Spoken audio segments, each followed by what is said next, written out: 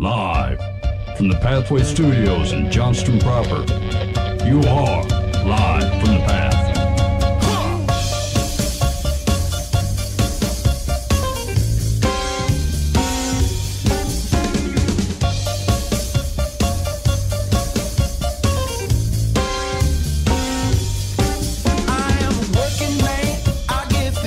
And you're listening to Live from the Path. We're coming from the Pathway Studios here in Johnston proper.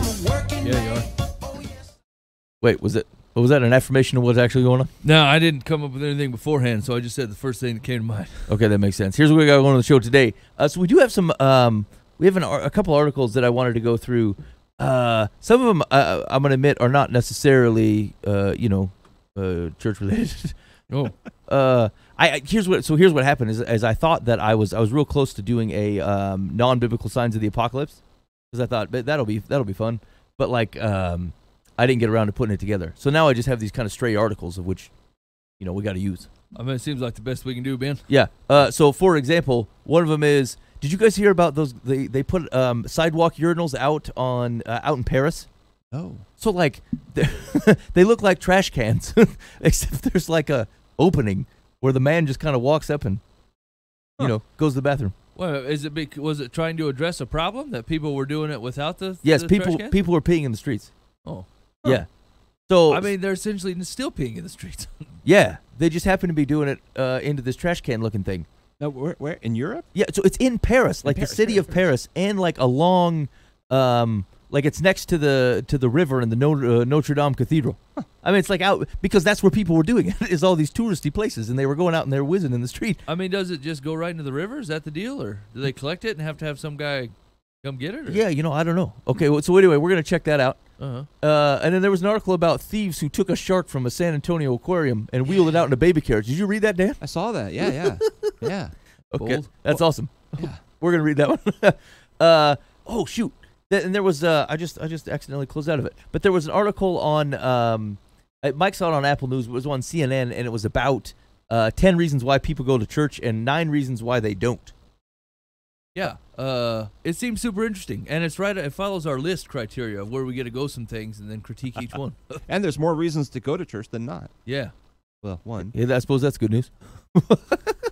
Anyway, so that's what we got on the docket of the show tonight, and we got some advice on Dear Life from the Path. And here's the deal. I had a tangent. I kind of wanted to talk about 2 major things going on in the news, like people's reaction.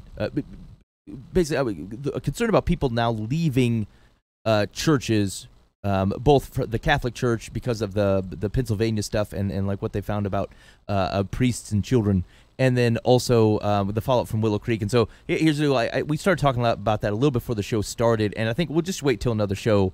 We'll digest that a little bit more, and I'll try to focus some questions on it. And if you don't know what I'm talking about, we'll rehash it when we get to that point. But so we'll skip that point. We're just do some news articles, do some advice on Dear Life from the Path, and we're going to cut you loose. Yeah. Try to get out ahead while we're ahead. Yeah. Okay. So let's start with the article, The 10 Reasons Americans Go to Church and 9 Reasons They Don't, by Dan Burke, the CNN religion editor. It says, if American religion were traded at a stock exchange, you're broke. Hold on. What? If they call you an editor, does that mean you're in charge, or is everybody an editor? No, Does yeah. that just mean you're a reporter? No, the editor is like the guy in charge. He decides what what shows up, what actually gets published, and then helps the other people kind of form the stories. Okay, so this is the top rung. Yeah, this is the king of the weeds right here. Okay, go ahead. I mean, my thought on that was like the CNN religious editor. Is that like the Fox News Democrat editor? Or I mean, I'm thinking. Anyway, that's just what went. Yeah. I didn't have to say that out loud. That's just what I'm taking him in. I'm trying to tell to see if I can tell if he's a fraud. Okay. But it's not coming across. Anyway, if American religion were traded at a stock exchange, your broker might be advising you to sell. The trend lines don't look great and haven't for quite some time. Social scientists and religious leaders have lots of theories about the long, slow slide, blaming it on everything from the internet to the politicalization of conservative Christianity, or the lack of a charismatic despot. Yeah. Right? Wasn't that the problem? Yeah, that was in that article we read about the computer atheism. Yeah. Yeah. All right. A new Pew Research Center study offers something different, a survey of 4,729 Americans telling us precisely why they do or don't attend religious services. Some of their answers are unsurprising. Americans who don't believe in religion don't often attend church because, duh. But the survey complicates other stereotypes about Americans who rarely, if ever, attend religious services. As it turns out, they're not all atheists or even members of the spiritual but not religious crowd. Many say religion is important in their lives and lean conservative politically. The people who attend religious services less often are not a monolithic group, said Becca Elper, a research associate at Pew. So here we go. Here are the top 10 reasons given by Americans who attend religious services at least once a month. Survey respondents were allowed to give more than one reason. No, wait a minute. Well, the criteria, top 10 reasons by Americans who attend religious services at least once a month. Well, no wonder they're not all atheists. They go to church once a month, yeah. Yeah. I mean, this is goofy. They've really framed this incorrectly. All right, anyway, here's what they say.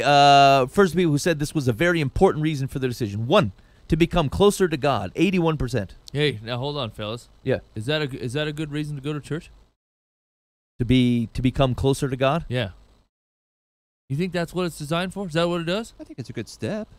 I mean, if you don't know how, that's and you're trying to figure it out. Yeah, Mike, are you thinking of it as someone's like, hey, I'm far from God when I'm not at the church. I can become closer to God because I'm there, versus Dan representing someone who's like, hey, man, I don't know how to be closer to God. Can I go for instruction? Yeah, so from Dan's perspective, I would say, look, if there's a good place to start to try to become or to get to know God, then yeah, this community is the right people for you, right? But like if you're a church-going community, if they are looking at your Sunday service as the time to become closer to God, I guess that's not why I wouldn't list that as something as the reason I would go. And so I'm just interested to see as two pastor fellas, like is that what you want people to do? You want people to think, come to Sunday service to become closer to God. I would go with the original way that Dan answered. I would lean to that. I would say, for instruction, for encouragement, for those types of things, yes. If the thought process is, I come here because this place gets me closer to God, then no. Okay, I think that's a false thought. Okay, Dan. So you're talking about like the physical location of the church. What doesn't help? I mean, somewhere in my mind, because it's flipped it around. Because I think you could read it as if someone says, "Look, I go to church to become closer to God," as if the being in the church, or in the service otherwise does that. That's the false part. And maybe my question is, does it actually do that? Is that what its design is? Like is its design to is the Sunday church service on its own designed to bring you closer to God? I mean, I think it's part of the goal to help. It's still on you and what you do after that and with that. But Mike, I suppose if it helps, I think I would say yes. I think because remember, part of the think back to what God puts into place in with the tabernacle or whatever in Exodus. He put things in place as a design specifically to remind them of things. Right, which is to retain their be reminded and remember who God is, what He has done, His place in their life and their place in as His people. And so, to the extent that worship, communal worship, does that and keeps you or draws you back into a closeness to God because you're being reminded of those true things, then yeah, I think there's no reason to say that isn't true. Okay, it very well is. Okay. All right, number 2. So their children will have a moral foundation, 69%. Okay, do you fellas believe that? Yeah, see, so I struggle with this one because here's the deal: is I think that it is beneficial, but if you're otherwise not reinforcing these things except for as a moral framework, it runs a risk that kids don't meet Jesus. But here's the deal: kids can meet Jesus in spite of you, and so that opportunity is also good. I don't know. Yeah, I mean, here's the thing: is like Jesus holds up the morality because He's the foundation, right? So like without it, just the morals of Christ's teaching, like there's no benefit to it. I mean, to a certain extent, like sitting on the side that obviously knows God's heart, I would say yes, all these things are beneficial and definitely the way to live. But like if you take God's heart out of it and a love for people, it's a disaster. You can't follow any of these things. You'll end up with nothing, right? If it's merely to teach morality for morality's sake, there's actually no reason to live that way because there's never the positive will never show up. Yeah. But you know what? If let's say, I guess I'm approaching this from the person who just doesn't even really. They're just like, I grew up in a religious home where Jesus was like, yeah, Jesus. You know, I mean, we weren't like Jesus followers, right? And my parents would have thought, well, I'd sure like my kids to grow up moral. They would encourage me to go to church. Yeah, so this will be true of all these questions, I guess, and we'll finish going through them, I promise. But the thing that I'm getting at is like, through all of these different 10 reasons that people go to church, is this actually the reasons that we want people to go to church? Is this what are we doing this and saying, well, it might happen if they do this, or they might catch them if they do this? Like, are these the reasons that we want people that God set up? Okay, so it's the dichotomy of, one, we obviously will take you for any reason. Yes. Any reason you want to walk in the door, we're certainly in. Exactly. If you're like, I thought my shoes would smell better in here than outside, we're like, Yes, sounds yes, great. they will. You have a solid chance of meeting Jesus in here. But if someone were to straight up ask, why should I come here? Would I say so that your children will have a moral foundation? No, that would not. I wouldn't offer that as part of the equation. So yeah, so these are the interesting things to think about, right? Like, obviously, since you guys have both had experience in the running of a church, and how would you approach people, and even with some of the PR problems we were just talking about the church's reliability and the way that we do things. Like, I mean, just to say, like, if these are all the reasons, if 85% of your parishioners or the people that attend your church on a regular basis are saying, we come here to give my child a moral foundation, like, oh no, I this is not what I mean. It's a sweet ancillary benefit, but like, we want you here to meet Jesus. This is what we want you here for, So anyway, that's what I'm thinking as you go through these. Okay. But Jesus brings the morality, though. So it's like, what comes first, the chicken and the horse? Is that kind of the? Am I interpreting that so correctly? I think that has been a risk, though, that like people don't. You learn the morals, but not the Jesus. That's right. Yeah. That's right. And so I would agree. Like this is also true. I guess to Mike's point, it's an ancillary benefit that comes with following Jesus. Is like he changes your life, and there is a righteousness associated with it that requires some of your action. And so I think that's true. But if the parent is just saying, look, I know that the Christians teach people to respect their parents and not lie, and I would prefer my kid to act like that. So I'll take them in there. I mean, again, glad you're here. But if you were saying, hey, does your church offer? Would I say, if someone said, why should I come to your church, and I say so that your children have a moral foundation, I probably wouldn't say that. Okay. I think I would, though. Dan would. Yeah. Got it. Because you're probably talking to people who aren't able, for whatever reason, to provide that. And so they need an outside source. So some hope their schools are teaching it rather than math. They're teaching them how to get along. Yeah, but then aren't you just trying to get people to come to church and not know Jesus? The answer is the Jesus thing. That's I'm your not right saying you answer. dangle it, but I'm just saying that is a benefit. We're going to teach your kid morality. Yeah, but it feels like you're taking an angle instead of just going straight on. You know what I'm saying? It feels like it's like you're saying, and you get a free toaster for signing up for this checking account. But really, you should be signing up for the checking account because we're going to keep your money. That's what we're going to do. Well, so I don't think it's wrong to recognize the impacts of following Jesus, right? Like the truth was, it does come with it does actually impact your physical, tangible, day-to-day life. It impacts how your marriages are, your friendships, the type of behavior that you have. I mean, like it tends to impact that. There's no reason not to recognize that that's true. But like, here's the deal: if there's 100 ancillary benefits and they're excited about all 100 of them, but not excited about Jesus, then yeah, I think we still have a problem. So maybe what I'm saying is like to the point, to the staggering numbers that are behind these statements. You run the risk of the ancillary benefits driving the ship. You know what I'm saying?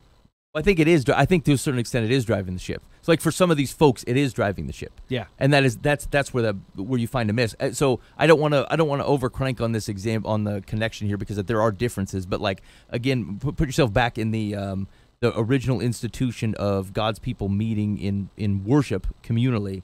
Like that isn't for to say, hey, your kids will have morality. It's a recognition of who God is. Yes. And it's a worship session. Like how can you worship a God you don't believe in? You're not participating in worship. That isn't quite what we're doing here, right? That is like if we're for all the other things that are going on, like you've kind of tacked on the extra things that come with it, and then people are latching on and saying this is good.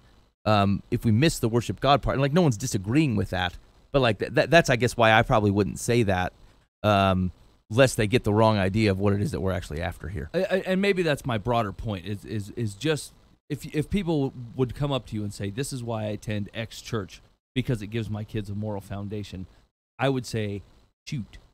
I mean, yeah, it does, but like that is not what we want to be known for, right? We want to be known for pointing people to Jesus, and like where if their takeaway is kid moral foundation, and what our intended takeaway was a disciple of Jesus Christ. You know what I'm saying? Like that's the thing that I was kind of getting at.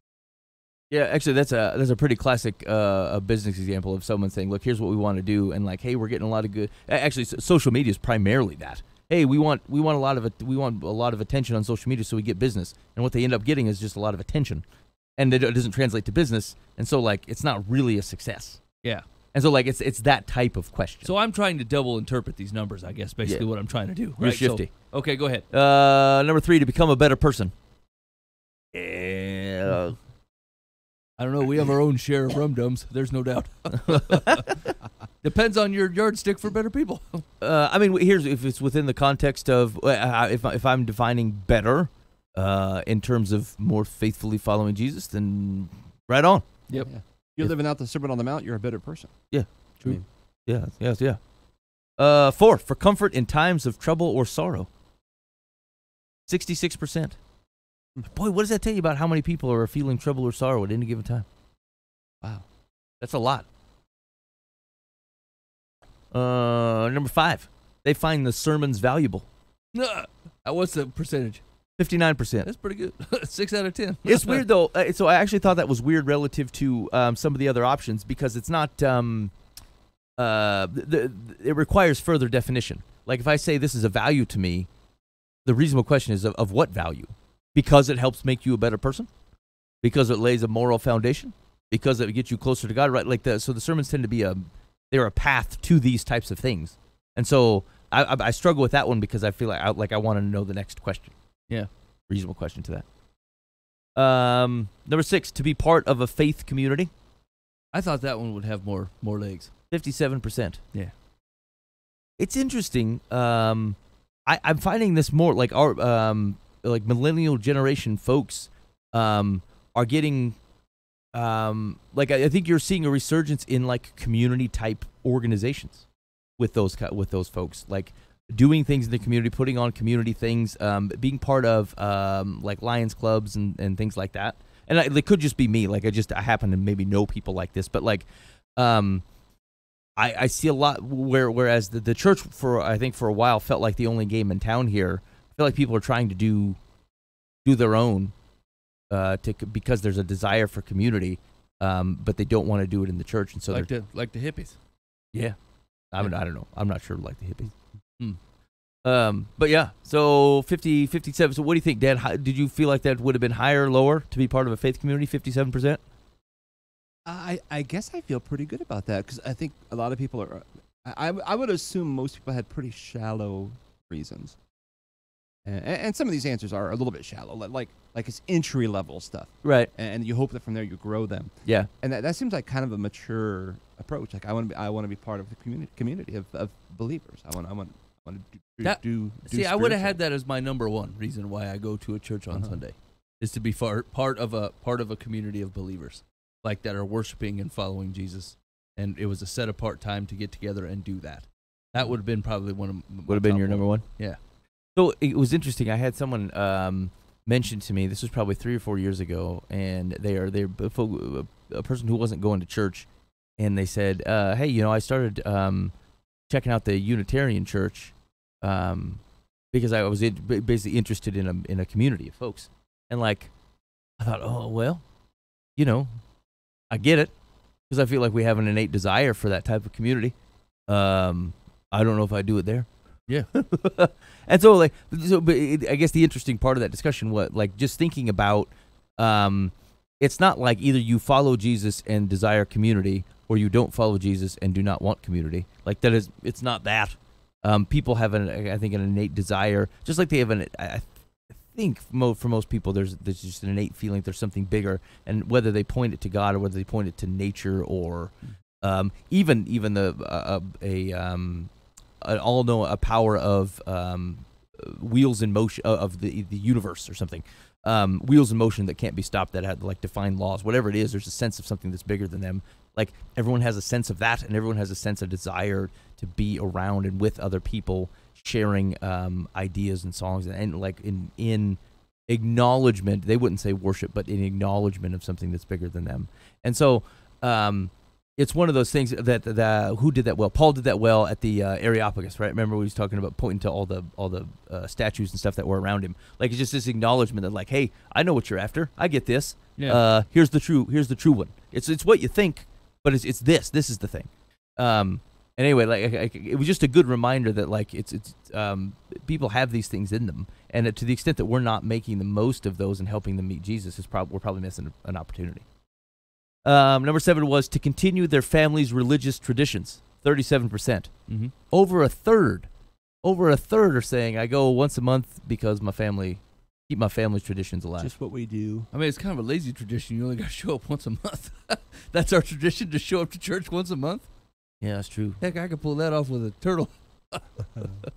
Man, that's it. It seems like a lot of work. I mean, churches are pretty heavy on like, hey, they're trying to help you become closer to Jesus, right? They're trying to just go through a discipleship, right? So like, you got someone sitting in your joint for 3 years. How many times have I had to wade through? Hey, you want to get more involved in this thing? No. No. Right. Although I do got to respect their family traditions. I've been aiming way too high. I should just say things like, we should do this every once in a while, and this will be our tradition when I feel like it. Dan, has anybody ever said that straight out to you? Oh, yeah. Interesting. I think I'm going to take another approach. I'm going to say, your dad and your grandfather used to do this weekly. How about you? Yeah, use the old guilt. It's a family tradition. That's right. We feel like once a month is fitting. And Dad's dead. He won't know the difference. Good luck, Dan. Your dad used to come to Sunday school. Oh, yeah. You should put a picture of him in the Sunday school room so they'll weep when they get there. Grandpappy. Number 8, they feel obligated to go. 31%. Hey, you know what's interesting? Is 37% say they go because of family religious traditions. Should I think of the 31% as part of that, or I think so. or they're forced to go for like they feel obligated for other reasons? I think they're Baptists and Catholics. Yeah, there's got to be a good amount, because if you add those two together, that's like 68% of your church is there because they either feel like it's part of their tradition or they're obligated to go for some other reason. Yeah, you're right. There's got to be a combination. Okay, number 9, to meet new people or socialize. This is a very important reason for their decision to go to church. 19%. I don't know if you've ever socialized at church, but it's weird. Hey man, It's a weird time. most articles are trying to help people like dodge socialization in the church. These guys are like, I want more. Here, I tell you what though. So that is a risk. So like what we do church in a pretty small context, and like that is one of the risks of a small community is like you can't meet as many people, like future spouses and such, and like that's the pool to choose from, church folk. Yeah, it's true. And so I don't know. That occurred to me the other day. That I mean, it's just When you were looking out amongst the young boys in the church crowd and thought, man, this is it. yeah, low. And so I'll talk to them boys. yeah. So meet new people and socialize. I mean, what it doesn't tell you is whether that's in combination with other things. Like, hey, it's very important to me so I can become closer to God. Also, it's very important so I can meet new people or socialize. That kind of implies a larger church if you're constantly picking out new people. Yeah. I always found it very hard to socialize, like on a Sunday morning, just because there's stuff going on, and I don't know, there's all kinds of people there. And by the time you talk to one guy, the other dude that you wanted to talk to is gone already, and like it's just really hard to do. And so I always moved my socialization to some other day. That's why I found it odd that it was on the Sunday. Like I just found it really hard to talk to people after church or something. Is that kind of true? I mean, I suppose it depends what you're doing. Like some things, like a lot of let's say you're the person handing out the donuts or being the greeter. I mean, that's socialization to a nines. True. I mean, we put the best foot forward with those dudes. Yeah. All right, number 10, to please their family, spouse, or partner. 16%. Yeah, that's Seem about right? Yeah, that's expected. Yeah. Okay. So those are the top 10. Said African Americans are more likely than whites or Latinos to say that becoming closer to God, being a better person, and finding spiritual solace in tough times are top reasons for attending religious services. Oh, man. The implication is the whites and Latinos are farming it in, looking for a husband, and because their little family more made them surfacey. go. Yeah. Yeah. The weekly sermon is less a draw for Catholics than other Christians. So Well, they don't really have sermons, do they? no, I mean they Little do. homily thing or whatever. They do, and like they'll teach, but like it tends to be super dry. Yeah. So About 4 minutes. I told this was years ago, maybe 5 years ago. I was just talking with my boss at the time, and like she said, I'd taken a day off. We were talking about something I did on my day off, and I said, well, I was preaching that week, and I said, she goes, how long does that normally take? I said, well, I don't know. If we're in a given sermon, I'm probably spending between 8 and 12 hours in preparation for that. Because that's why I'd taken the day off, is to do that. And she goes, oh. I go to a Catholic church. I feel like that he's not putting near that much time into it. I thought, well, all right then. I have no comment on that. This feels like a 3-hour Father, whatever your name is. Dang it. But it seems like they're basically reading out of the book of the day, and they What they did read somebody their tell thing. me? Is they have like a set schedule. Yeah, they read the prayer. They read. I've been to funerals. They just insert the name. I mean, I always think, what do these guys do? Refrain. All right. Skipping it. More women say there are a variety of reasons for going to religious services, while men more commonly say they sit in the pew to please their spouse. Shameful. A healthy slice of adults younger than 30 say they visit the sanctuary mainly to socialize. Perhaps coincidentally, they are also less likely than older churchgoers to say they feel God's presence at services. Why are older people more likely to feel God at church? Is there something in our makeup that opens us to religious experiences as we age? Or maybe more Americans are searching outside of sanctuaries for the divine.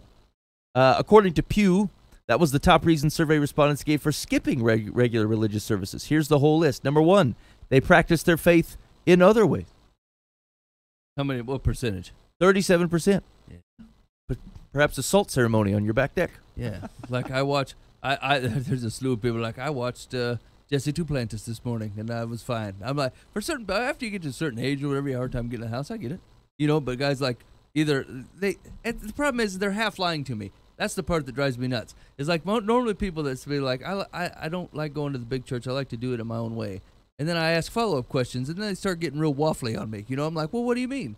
They're like, well, I'll put on some worship music or something while I'm cooking breakfast. I'm like, yeah, cool, I'm with you so far. And they're like, yeah. And then me and my family will go out to a park or whatever, and we'll just kind of walk around, enjoy God's nature or whatever. I'm like, yeah, I'm with you so far. Yeah. I'm like, okay. Still, I've not heard any type of either taking in the word or reading your Bible or even singing, joining along with the worship tunes with the community of people. It doesn't have to be all these things, but what you're trying to do is describe a regular Sunday that you've attached holiness to in weird fashions, Like putting one of them jackets with the padded elbows on. You're putting one of those on your Sunday and acting like it's a professor, and it is not. Yeah, that's true. Like, only very rarely has anyone said like, yeah, I do that my own way, and they've explained it and like, oh. Yeah, cool. That's legit. Yeah, like sounds awesome. You find a guy that's like, actually, we like to hardcore celebrate the Feast of Booths at our place, and so we don't show up for Sunday service there because it's halfway through the booth action. And I'm like, that's awesome. Yeah, that's way hardcore and cool, and I'm with you. But no, it's never any of that. It's like sometimes I like to cut down my profanity when I watch the Bears because it's Sunday. Okay, I'm supposed to Sabbath from profanity. All right. So anyway, they're practicing their faith in other ways. 2, they are not believers. that would make sense. 28%. Yeah. At least you're honest. That's 9% fewer. 3, no reason is very important. Oh, they don't have a good reason why they skip the services. They're just like, all Apathetic. reasons are good enough. Yeah. They haven't found a house of worship they like. 23%. Okay, I hear you. They can't land on one. Yeah. They're higher or lower than you thought, Dan? What was the percentage? 23. 23. 23 can't find a place they like. That's lower than I would figure. We're a pretty consumer-driven society. You find them more fickle than that. Yeah. Dan was expecting high 40s. Yeah. Okay. I mean, I is really that want to go to church, but they're all stupid. Oh yeah, okay, yeah. Yeah, only 23%. Hey, maybe they're not going. They can't find one, so they gave up and they practice in other ways, like the worship with the eggs and the salt ceremony. Number 5, they don't like the sermons. Yeah. 18%. I've been there. That's rough. That's rough. 6, they don't feel welcome. 14%. We err on the side of phony there. I mean, you know, like most churches I've been to, I remember this one church that I went to when I was just first married, and the wife and I were trying to find a place. And, like, we got there, and, man, it was every 5 minutes. Someone was coming up, giving me the hassle. They're like, blah, blah, blah, blah, blah. Welcome to our place. We're so glad you guys are going to start coming here now. I'm like, whoa, hey, man, we've been here like 5 minutes. I haven't even passed judgment on this place yet. And then they showed up at my house the next day with a pie, and I'm like, creeping me out. I don't even remember giving you my address. You guys, I mean, it was too much. It was way, way too much for me. And so, like, it was way over the top ridiculous. And then, man, what was this other place we went to? And I remember we weren't there for 10 minutes, and they're like, well, you know, your wife should be on the cooking ministry. It starts on Tuesday. Here's the address. We'll see you then. I'm like, hey, we've been here 5 minutes. I don't even know your name. You know, you're like, it's like felt like they signed us up for a cult when I wasn't even paying attention. And so I say all that to say, when people say they don't feel welcome, I've not had the experience where I've gotten the cold shoulder. I've had we try too hard. Like that annoying friend in grade school or center that's got a Sega Genesis and then holds it over your head all the time. That's what it feels like with these guys. Like it was just way over the top. So I find that odd that 14% seems a little high. Yeah, I suppose because a lot of people like don't want to, like they don't want that. And so they kind of hide and maybe they'll sit in the back and they'll try to get in and get out and be like, well, I mean, if you didn't feel welcome because you dodged everybody, I mean, I don't know. There's nothing that can be done. You know, that is a question to be asked, though, is like generally we stage greeters or whatever to make people feel welcome when they first come in. But like most people, if it's their first time, try to be pretty much largely left alone, which makes it odd that we have placed greeters and welcoming people as if that's what they want, when most people don't want that. They want to just sneak in and be part of the deal and see if they like it first. So I think it doesn't feel odd. I think there's just a measure of overdone. Like if someone says, "Hey, how you doing?" and you hand them like a bulletin or something and say, "Look, here's the bathrooms, here's the cafe, here's the sanctuary." Like that facilitates your ability to move along quickly. Yeah. And you can kind of get the vibe that people are like that. It's as if like they got that vibe and you follow them and said, "Let me show you into the bathroom. This is my favorite urinal." Like that's where you've overdone your situation. This is what I call the double flusher. Yeah, so I mean, I think there's a way to even do that, right? Like, people don't flinch at that because that seems like a functional thing as opposed to, hey, it's been overdone. And then like there are some people who are really chatty, and then you just meet them with that, and then you're fine. Yeah. Let's see. They 7. They don't have the time. 12%. They do not have the time to go to the church. Mm-hmm. Mm-hmm. Yep. I mean, really? That's an hour. That's an hour in the morning. I talked to a guy a week ago who said he doesn't have time. I said, dude, you have time. Yes. You can't tell me 24/7. He owns a cleaning business. Uh-huh. And, I'm cleaning. So you're telling me you can't not clean for 1 hour on Sunday? Yeah, I know I am. Easily defeated. Give me the other 11%. Let's see. Poor health or mobility, 9%. That's legit. Okay. And no house of worship in their area. I mean, maybe in Montana. I wonder if that's got to be they haven't found a house of worship they like. Because, I mean, I drove through Mitchellville today. I filled the back of my car with a bunch of junk because I was cleaning out my shit. And, like, my 2003 Trailblazer is to the nines with crapola. And so I feel like I can't see out the rearview mirror. Is that illegal? No. I don't think so, no. Oh, good. I was under the impression it might be illegal, so I take the back roads so that I don't get pulled over for such a thing. And so I go through Mitchellville. And so Mitchellville, as from what I could tell, has 5 churches, 3 of which are on the main drag. And that's Mitchellville. And there's like 1,200 people living in Mitchellville. Yeah. And so, I mean, you tell me, like, where are you at? Where are you at that there's no one in your area, like, that you're not willing to travel unless you're saying, look, if it's not on my block, I ain't going? I mean, it could be in Montana. I mean, they're few and far between. What percentage of the survey respondents do you think live in Montana? I don't know. Pew didn't vet that out for us. They to said, see where these numbers are coming from. They said, look, it's probably for CNN. We're not answering. Like, Montana don't do that stuff. I mean, some people are pretty loose on when they say their area. Like, it's not within a block of them. They're like, I've looked everywhere on this whole block, and there's no church to be found. That's what I'm saying. Okay. Okay, let's see what they say. Ooh, wait a minute. They're gonna prove me wrong. When you read the phrase "practice their faith in other areas," that was all 10, or that was 9. Sorry. It may be tempting to visualize dreadlocked Jubus and Thoreau wannabes wandering barefoot around Walden Pond. That's Mike's accusation. Yeah. Go into the park. But that's not the picture Pew's data paints. The believers most likely to say they practice their faith in other ways aren't spiritual freelancers with a disdain for discipline. They're Republican women in their 50s, and a lot of them are Christians. Who cares whether they're Republican women in their 50s? Well, they're trying to say they're not like ganja smoking, hoopties. They're not trying to say that they're religious hippies. Here's the deal. 50-year-old Republican women, I don't know automatically disqualifies you from doing stuff like that. That's true. Because, that's their generation. And he says, and a lot of them are Christians. Of those who believe in religion but don't regularly attend religious services, nearly 7 in 10 still identify with a particular tradition, including 6 in 10 who say they are Christian. More than half the people who believe... Hey, wait, hold on a second. That's interesting. If 7 in 10 of people who don't go attend regular religious service still say, I'm part of this, and 6 in 10 are Christian, that means of the other major faiths, it would imply that this is a far less acceptable thing in those. For Judaism or Islam or pick one, like 1 in 10, where Christianity, whatever we've done with our organization, it feels like 6 in 10 are like, Yeah, I mean, I'm still a Christian, I just don't come. I mean, of the 5,000 people that they asked, can I assume they asked in America? I mean, that's just the predominant religion. So, I mean, it could just be a straight numbers game. Yeah, I suppose. Okay. More than half the people who believe but don't attend religious services regularly are women. Many say they haven't found a house of worship they like and so practice their faith in other ways. We say many, but I have direct numbers for this. One was 37. And what was the one I don't like? 23. Yeah. Okay. And why so many women failed to find a house of worship they like? More than 6 in 10 said it's because they have poor health or difficulty getting around. That's 60%, but that was only made up 9%, poor health or mobility. I don't understand these numbers anymore.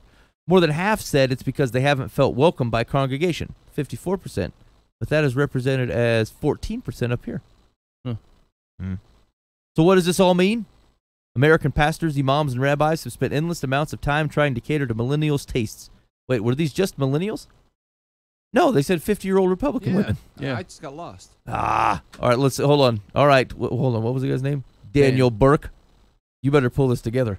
American pastors, imams, and rabbis have spent endless amounts of time trying to cater to millennials' tastes, or at least what they perceive to be millennials' tastes. Coffee bars, hip young clergy, mission trips to exotic locales.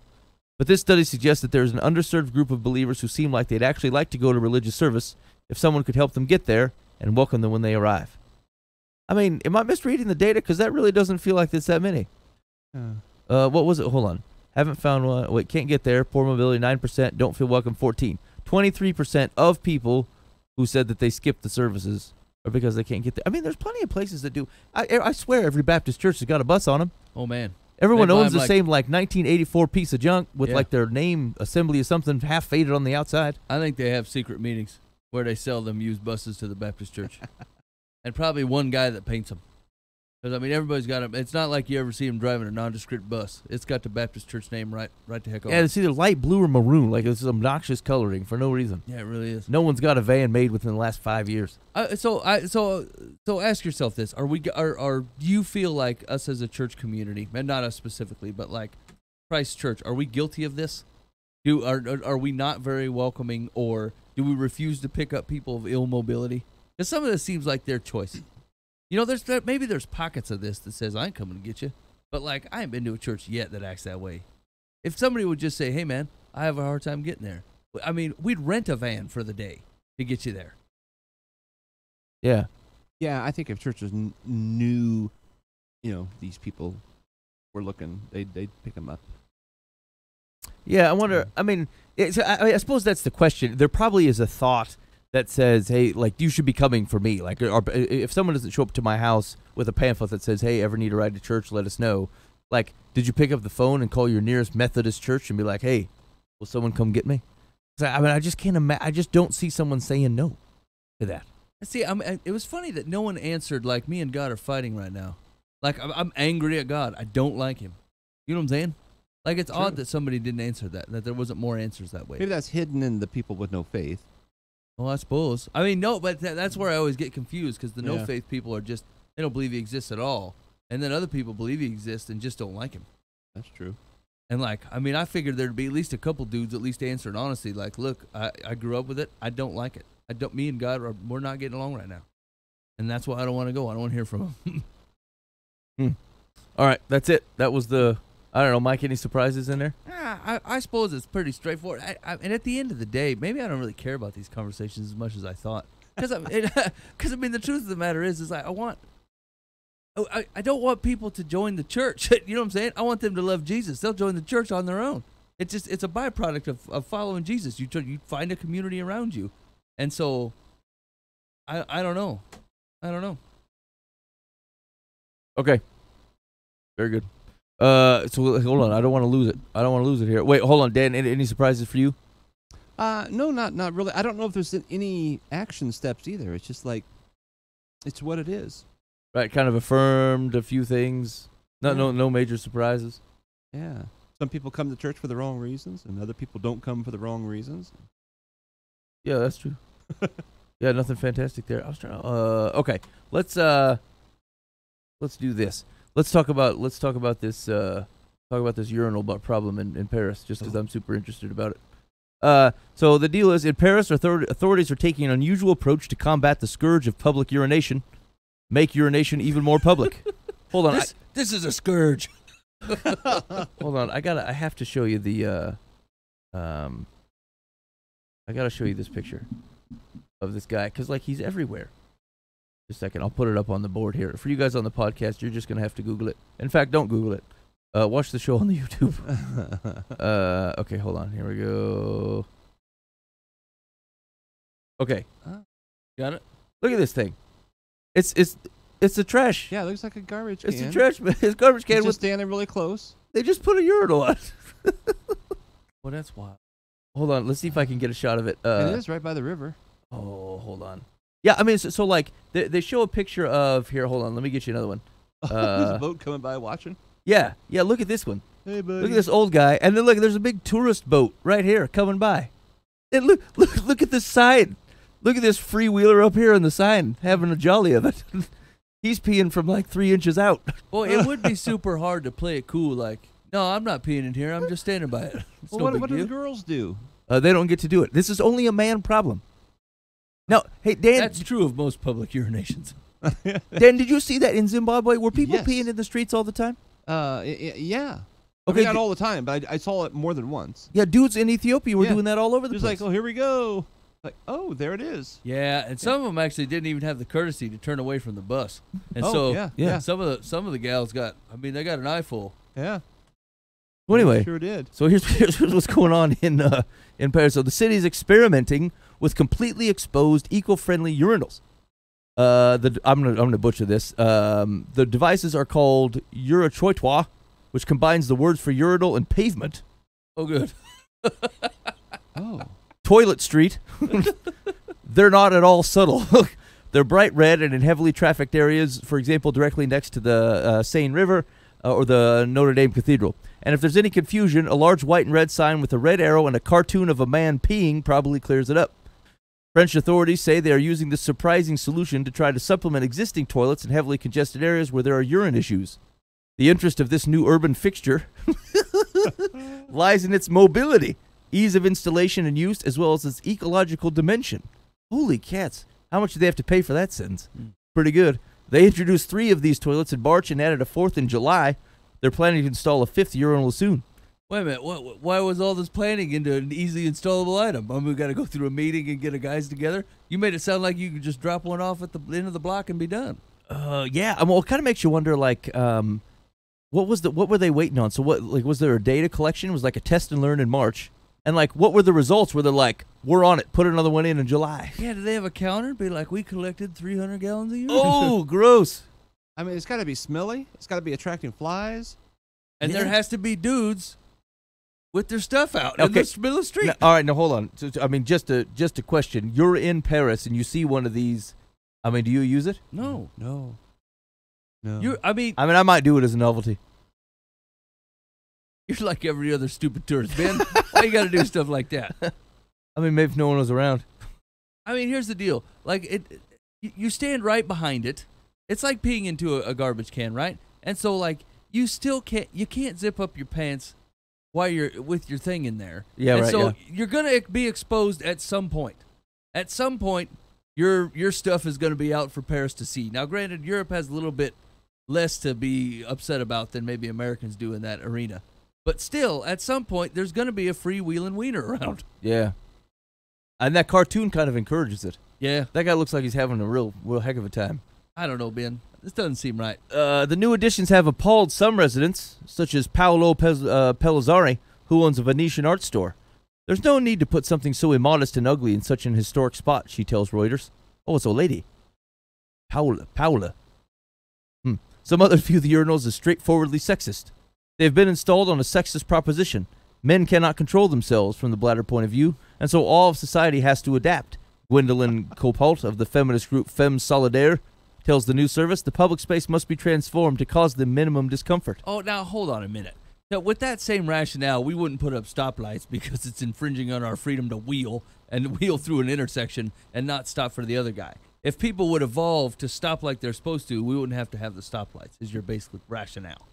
Now, I'm hoping that also that she is also opposed to women whipping their boobs out to feed their child. Also frowned on less in Paris, I believe. Yeah. So it's like, is there much of a difference? I mean, they're both generally private areas doing natural things. Yeah. Answer for Europe, Ben. I mean, I cannot speak for Europe. I find one to be providing nourishment, one to be relieving your waste into a bucket in the middle of everywhere. Because you've used your nourishment. Yeah, I mean, I don't care where it came from. Same process. It's still waste. One's at the beginning, one's at the end. It's all natural. Yeah, that's true. One says, hey, look, I have this. Would you like some?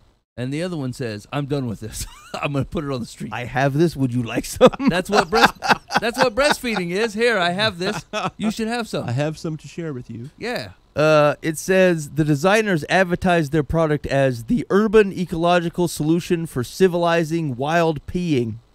That's the advertisement? Wow. Brilliant. They obviously do not spend the same amount as the city council to come up with some propaganda. Hold on. I want to see if I can get a look at the... Oh, it's taking too long. Forget it. Men pee into the receptacle, which is filled with straw and other composting materials to keep odors down. That material eventually becomes compost that can be used to fertilize plants. On top of the E12 is a small flower garden to beautify your public spaces. Oh, nice. I didn't see a flower garden in that picture. It hasn't grown yet. Frankly, the smell of ammonia is kind of killing off the plants above. Who's got to clean out these pea-soaked stacks of hay? It must just soak into the flowers. City authorities even said this could reduce the amount of chemical fertilizer used. This isn't the first time Paris has tried to tackle the wild peeing problem, according to The Guardian. And this is from an early article. In an effort to stem the flow, Paris has installed some 400 self-contained, self-cleaning unisex public toilets known as Sanisets, free to use since 2006. It also employs a small army of street sanitation workers who disinfect and deodorize thousands of square meters of walls and pavements every month. Wow. Laurent Lebeau, a designer of the E12, tells the newspaper that the device isn't a complete fix to the problem. Still, drunk blokes just keep pissing, he said. People may laugh at our solution, but it could just work. Can I order one of these? Look at him. They got a picture of the guy taking a real wheelie on it. Well, he really is freewheeling it. Okay. How do they know? Is there like a thing in there? How do they know when it's done? Yeah. I don't know. It doesn't say. Hold on. Let's see if there's a cost. Would you buy one for your place? No, I pee outside all the time in my house. No box necessary. This is my house. Okay, hold on. Urinal water, 100. Hold on. The XL allows 180 urinations. Oh, but you have to at least buy. Oh, it's out of stock and unavailable. Okay. Anyway, that's wild. So hold on. So I know I didn't hit the premise, but if this were non-biblical signs of the apocalypse, what are the thoughts here? We have more time, or is this a sign of the end of the world? No, we got way more time. Yeah, this is just regular living, man. Just regular people doing regular things. Dan? I'm keying in on the wild peeing thing, and I think we're getting close to the end. Dan says when people just can't restrain and pee wildly. You know what? That's what he said. He said, you know what, shut the book. Don't write that wild peeing thing down. That's too much for people to take. In fact, there is a rumor that is part of God could have kind of cleansed the earth in many different ways, but he sent the flood because there was a bunch of wild peeing going on. And he's like, we're not setting up pee boxes. We're just going to clean this That's thing right. out. Flooded up to the top of that Ararat. Ted peed on Ararat. It's like one guy who climbed up there and did it. That's ugly. One giant flush. All right, Mike, you're up. All right, here we go. A couple of Dear Life from the Past. Dear Life from the Path. I've been seeing this guy, quotes Jason, for a year and 8 months. I love him, and he loves me. But I've been offered a really good job about 3 hours from where we live. It is a job I've been wanting for a long time, with retirement, pension, and other benefits. Once I get in, and there's an opening here, I can apply and move back. Jason doesn't want me to accept the job because he says long-distance relationships never work. I told him I'm willing to try. Is it selfish of me to accept this job in spite of being in a relationship with someone I want a future with, knowing it could possibly break us up? Using the West. Long-distance relationship, fellas. Where we at? I think you really got to ask yourself, is this a long-term relationship? Yeah, I mean, if it breaks you up, then I guess you have your answer. Yeah, if you're ready to move and get on out of there, even though you're telling yourself it's going to stay long term, you're lying to yourself. Yeah, like, hey, significant other, I found this sweet gig that I've always wanted, and it's 3 hours away. It's even more significant than you. Yeah, significant other says, great, when are we moving? This sounds like an awesome opportunity. I'd like to support you any way I can. And that's not what he said. He said, if you move there, we're going to break up.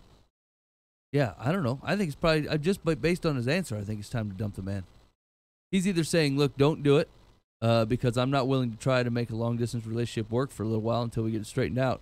Or, don't do it because I'm not going to move there with you. Both answers are like, hey, do exactly what I tell you to do or this thing's over, which is no good. It's fairly controlling. Yeah, I mean, there's plenty of options here. But 3 hours isn't that bad, Yeah. just in general. But, like, it didn't state, like, what his reasons were for not wanting to move or... Yeah, I mean, unless he owns, like, Bob's Deli and his name is Bob, then I suppose maybe he's got reasons to flagship in town here. But, like, I mean, if his situation is the fact that he does a job that can be done anywhere, or he's going to school or something, then, I mean, he can move. What's the problem? Yeah. I mean, I don't think it's... So I was supposed to answer the question. The question was, it's not whether... Is it reasonable? Yeah, is it selfish of me to accept this No. job? No, it's not. No. And frankly, it's just... It's not a... we think of these types of things wrong. It is not causing a problem. It is revealing a problem. Right. And so it is just your opportunity to talk through things that, frankly, if you didn't talk about, you're going to run into later on anyway. And so have the discussion. But I would say you learn a lot from someone who says, look, I don't want to do a long-distance relationship, and I refuse to move or go along with you or marry you or whatever the appropriate things are to do in this situation. If they're flat out like, look, you either stay, do what I want, even though this is a good opportunity for you, or I will break up with you, then I feel like then that's probably the right answer. Yeah. Secular says, it's not selfish. Quote, selfish is a boyfriend, not even a fiance, who would expect you to pass up an opportunity that offers retirement, pension, and other benefits, knowing how important it is to you. I mean, sorry. I was going to say, like, I mean, there are a lot of jobs that offer, I mean, this isn't like the king of all jobs. I don't know. There's not very many jobs left that offer a pension, though. I mean, this is a rarity. Yeah, maybe the pension part, yeah. Mature adults are able to defer gratification and forego an immediate reward in anticipation of a later one. Mike, do you have a pension? No. Nope. No. And then Dan, you don't have any kind of pension here. No, everybody put the X-nay on the pensions. I'll be living in a little pea pod. In the urinator. Living on the... I'll be holding the pot in there. You're a tatois at the Dan Castle. All right, last one. Ready? Yep. Dear Life from the Path. I am almost 14 and entering high school. I am really scared and don't know what to do. I just want to go to class, study hard, get good grades, and get out. But it's not that simple. Can you give me some advice about high school and what I should watch out for? Oh. Huh. Oh, probably not. Yeah, listen, it's tough times. Nobody actually likes it. There's maybe like 2 guys in all of high school that think it's great. Everyone else is just shining it on because they don't know what to do with themselves. I mean, it is kind of that simple, though. Yeah. I mean... Take a day at a time. Yeah. You just do it. I mean, here's the thing: is like it is that simple, and then when you run into things that start to complicate it, refuse. Yeah. Right. And there you go. It'll re-simplify itself. That like the hardest part is is recognizing something that starts to complicate things and saying, I don't want that. I mean, isn't that true of life though? That is true of all of life, right? Like there's some, especially when we talk about following Jesus, right? There's a lot of joy to be had through simple obedience, and we let it get clouded up and weird with all these weird things. And like, if we'd have just done simple obedience, we'd have been fine. And we don't, and we let it be all gray and funky. So yeah, I think the fellows are right. It is, you nailed it. You know exactly what it should be, and anything more than that is unnecessarily complicated and going to cause you the trouble. Yeah, I mean, people who can maintain like a focus on stuff, like that's just a real winner right there. You don't let stuff pull yourself off your course. You say no to things you don't want to be part of. I mean, you can pick up other things, but that doesn't necessarily mean it's a complication. You just something else you took on. But yeah, I would say if that's what you want, find ways to remind yourself that that's what you want. Stick that in front of you, put it in a diary, say it to yourself in the morning when you leave, like whatever it is you got to do to keep that kind of at the front of your mind, and then be prepared to react to it when someone tries to take that away from you by otherwise trying to complicate your life, and then kind of do your best to refuse. Secular says, calm your fears. It may come for you to know every student feels the way you do when first entering high school. It's a new environment, and you will encounter new people. Be nice to everyone, and most of them will like you. That's how friendships are made. Not my experience in high school. Look for extracurricular activities that interest you, and join some if you can. You already know you will need to study hard. If you do, good grades will follow. As to what you should watch out for, if some of the other students are doing things that you consider wrong, don't join in. And keep in mind there's a school counselor you can talk to if you have any problems or concerns. Yeah, that's some solid advice. Are we iffy on that school counselor? No, it's all fine. It's just like something you'd read on a bookmark with a worm on it, eating an apple. You know what I'm saying? Like, I mean, these don't. The way that she's phrased it has made it feel like it could never apply to me as an incoming high school student. Well, yeah, that's understandable. All right, hey, you've been listening to Live from the Path. Thanks for hanging out with us today. We really do appreciate it. If you got thoughts on the show, shoot us an email, info@livefromthepath.org. You know what you should do? You should send us the 10 reasons why you should listen to the show, and then 10 reasons why you shouldn't, and then we can go through that list. Hey, that'd be funny. That'd be a good idea. Yeah, you should do that. Consider that. In the meantime, be faithful in the means. God will handle the ends. You've been listening to Live from the Path.